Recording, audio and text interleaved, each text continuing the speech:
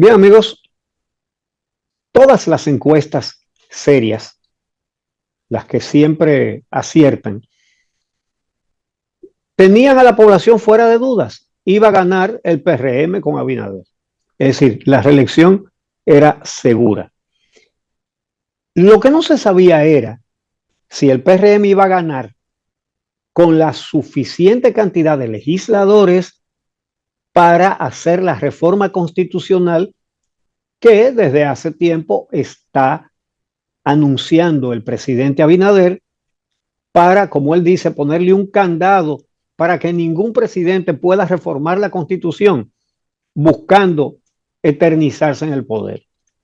Bueno, pues quedó despejada esa interrogante porque el PRM tuvo una victoria tan contundente que ganó mayoría calificada, es decir, más de 2/3 partes, tanto en el Senado como en la Cámara de Diputados. Sí, lo que ellos quieran cambiar a la Constitución se lo cambian. En total, el PRM consiguió 29 senadores y 144 diputados para una mayoría calificada. Así que el partido de gobierno podrá hacer lo que quiera en el Congreso, lo cual también tiene sus bemoles, señores, y puede ser peligroso. Y ante la falta de una mayoría suficiente de la oposición en ambas cámaras legislativas, seremos los ciudadanos los que tendremos que convertirnos en veedores.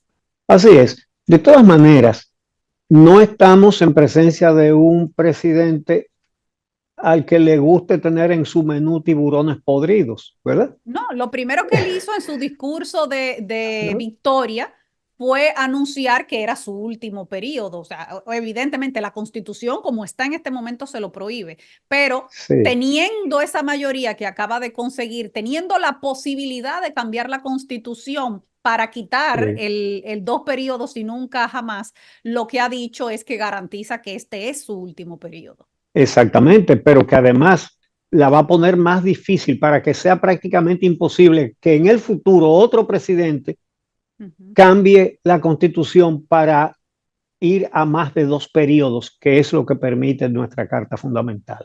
Claro, ahora lo que habrá que hablar es cómo. Lo que habrá que discutir es cómo, de cómo se va a establecer ese candado que dice el Sí, presidente en la Constitución. Y si además de ese punto se tratarían otras modificaciones en la Constitución, porque no es el único tema del que ha hablado el presidente a modificar. El presidente también antes ha hablado sobre el tema del Ministerio Público Independiente. uh-huh. ¿Cómo se haría eso? ¿Cuál Pero la sería el método? judicatura también. Claro, ¿cuál sería entonces el método de selección del Procurador General de la República? ¿Se va a cambiar eso? ¿Quién lo escogería? Todos esos son temas que ahora van a empezar a discutir si se pondrán sobre el tapete, porque de que la reforma va, va. El presidente la anunció y va a tener Sí. mayoría para hacerlo. Abinader podía nombrar a quien él quisiera Procurador General de la República. Bueno, nombró a quien quiso. Lo único que no buscó a un dirigente de su partido como lo habían hecho los presidentes anteriores. Nombró a la magistrada Miriam Germán Brito, una columna de honestidad, a quien no conocía personalmente. La conoció el 16 de agosto del 2020 cuando la juramentó. Es decir, nunca había saludado siquiera a esa persona. Lo mismo que a la directora de persecución, Jenny Berenice Reynoso. Entonces, realmente no creo que él se vaya a devolver de ese propósito. Al contrario, cada vez que habla, confirma su decisión de ser el primer presidente que no aspira jamás después de 2 periodos. Y eso es sano y eso le conviene a la sociedad. Qué bueno. Entonces, ya él decidió buscar el consenso con la oposición, no solamente para esa reforma, tal y como tú señalas. Ahí viene también la reforma de la seguridad social tan necesaria, una reforma fiscal imprescindible. Y que probablemente la haga este mismo año, porque ya con Sí, esa mayoría en el Congreso, lo ideal políticamente para el PRM es hacerlo al principio del periodo y no al final cuando ya estemos nuevamente en temas electorales.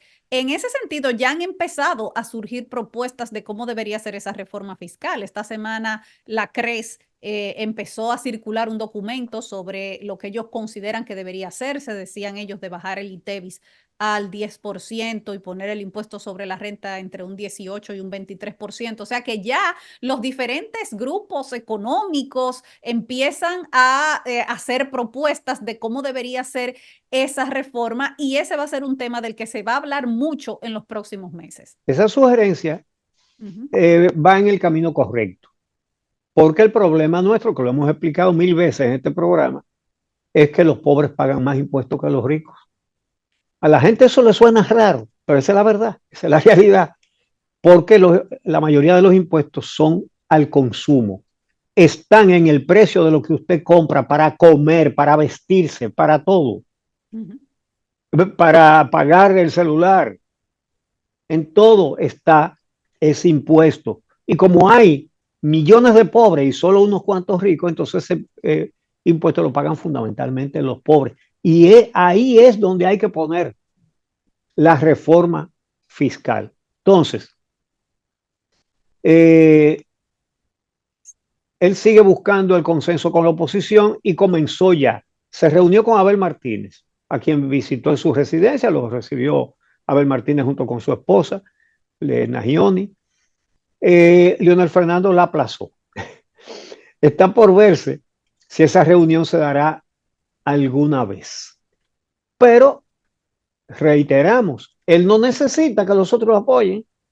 Si su partido lo apoya, se aprueba cualquier reforma. Pero me parece bueno que se trate de buscar un consenso y que se escuche la opinión de los otros también. Porque hay muchas formas de hacer cada cosa. Quizás opinan y dicen, pero mira, esta parte en lugar de hacerla de esta manera se puede hacer de esta otra.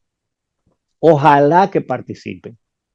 Ojalá. Pero en términos políticos, ahora también empieza una carrera dentro del PRM por quién será el sustituto del presidente Luis Abinader, que como dijimos, ha dejado claro que este es su último periodo, no va a buscar una modificación de la Constitución para perpetuarse en el poder. Entonces, ¿quién será el candidato para el 2028? Acaban de terminar las elecciones y ya estamos pensando en el 2028, pero en eso está obviamente todo el mundo en el partido. ¿Quién será el señalado por el presidente Luis Abinader?